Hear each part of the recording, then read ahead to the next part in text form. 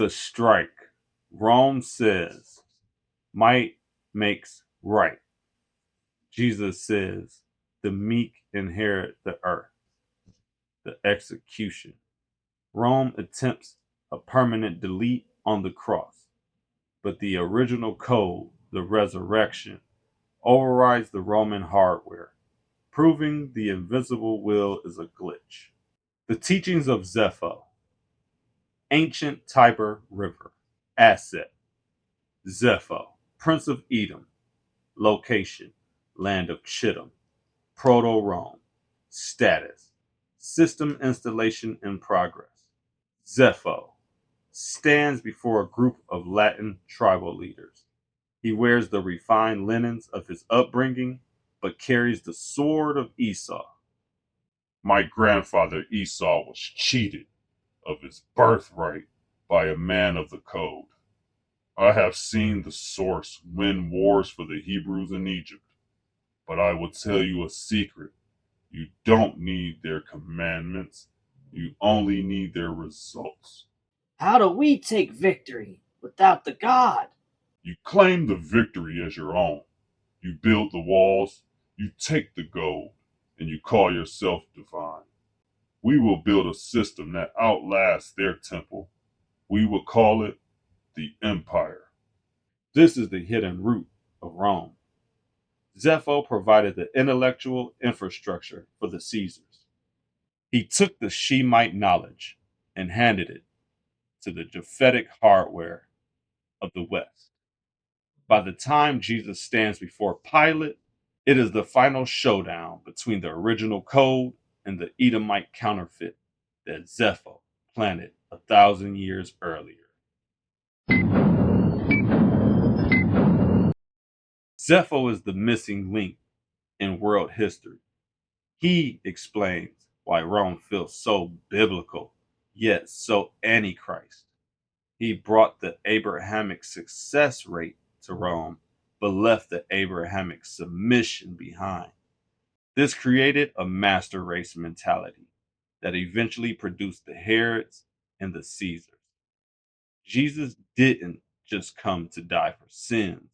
He came to destroy the Edomite system that Zepho had built to rule the world. The Edomite system is at its peak under Herod the Great. The Temple of Herod, a fake hardware built by an Edomite to mimic the original code. The encounter. How Jesus, the real king, walks into the fake temple and declares its destruction.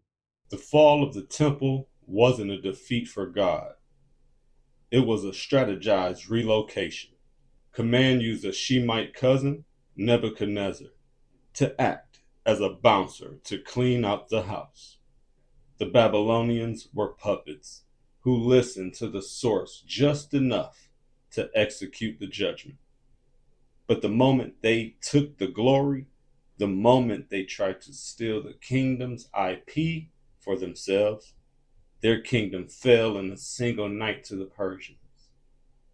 The 70-year hold pattern in Babylon is ending. The Cyrus Edict, how a new puppet is activated to fund the rebuilding of the hardware. The Daniel intelligence, how the Hebrew code infiltrated the Babylonian and Persian think tank. This is the architectural decryption phase. We are exposing the final collision between the original code and the Zepho counterfeit.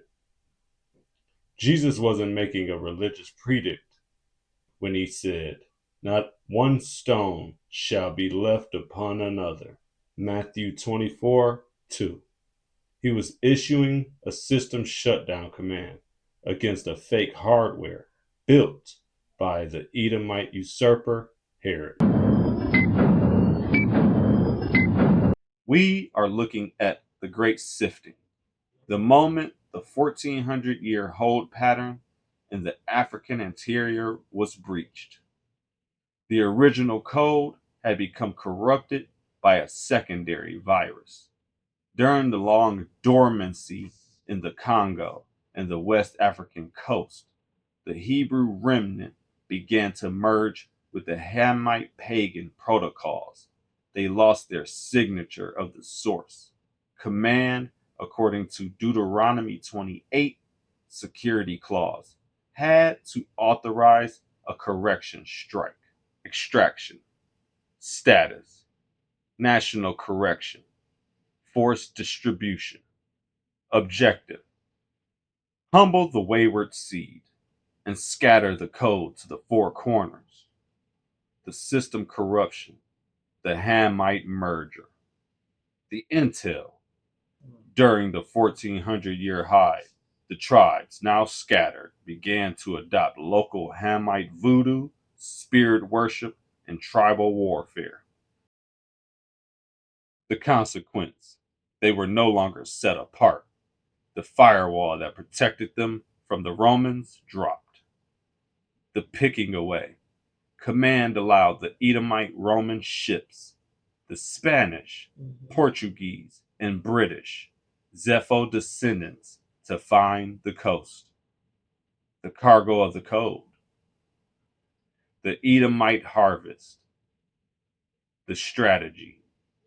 The Edomites didn't just find slaves, they found the liquidated assets of the Hebrew nation. The method, tribe by tribe, the people were picked away.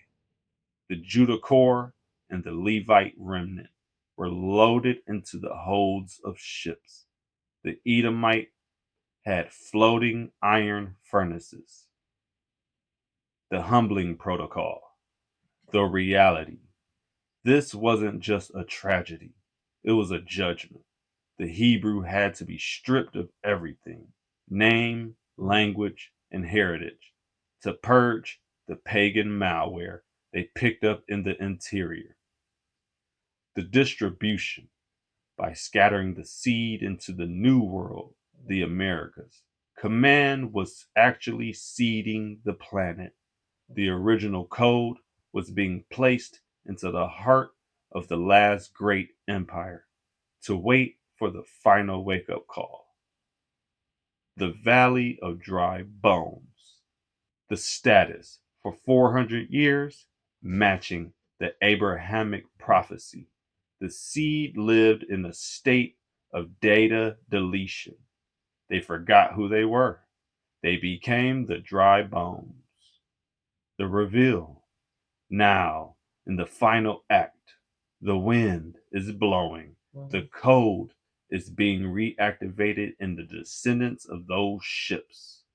The port of no return. West African coast. 1619. It's dawn.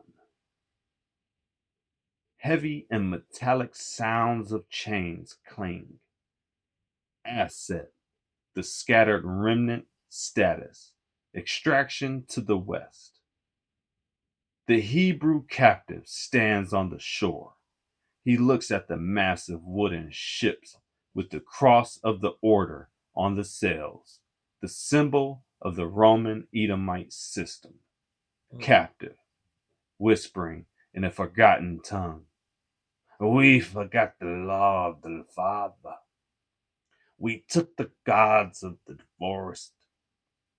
Now the men of iron have come to take us to the land of our pseudo brothers. Is it a curse? Or is it a tactical seed sowing? Command is using the cruelty of the Edomites to distribute the Hebrew DNA into every vein of the modern world. The world thinks it bought property, but it actually imported the system killers. Season 1 was about the rise and fall. Season 2 is about the awakening. The Edomites thought they won when they filled those ships. They thought they had finally deleted the Hebrew code. But you can't delete the source. You only spread it. Every ship that sailed across the Atlantic was a delivery vessel for the very people who will eventually uninstall the Roman system. The clock has hit 400 years.